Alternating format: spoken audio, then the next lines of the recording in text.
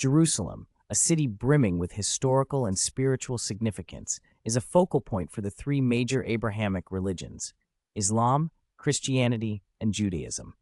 This unique convergence makes it an ideal setting for interfaith dialogues, which aim to promote peace and understanding among diverse faiths. The city's rich tapestry of sacred sites, such as the Al-Aqsa Mosque, the Church of the Holy Sepulchre, and the Western Wall, draws pilgrims from around the world, fostering a melting pot of cultures and beliefs. Interfaith dialogues in Jerusalem are essential in bridging gaps and dispelling misconceptions. These conversations range from informal gatherings to organized forums, bringing together religious leaders, scholars, and laypeople.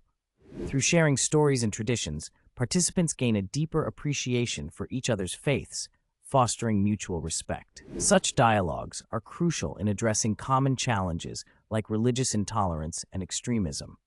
By focusing on shared values and common goals, these interactions pave the way for collaborative efforts in community building and peace initiatives.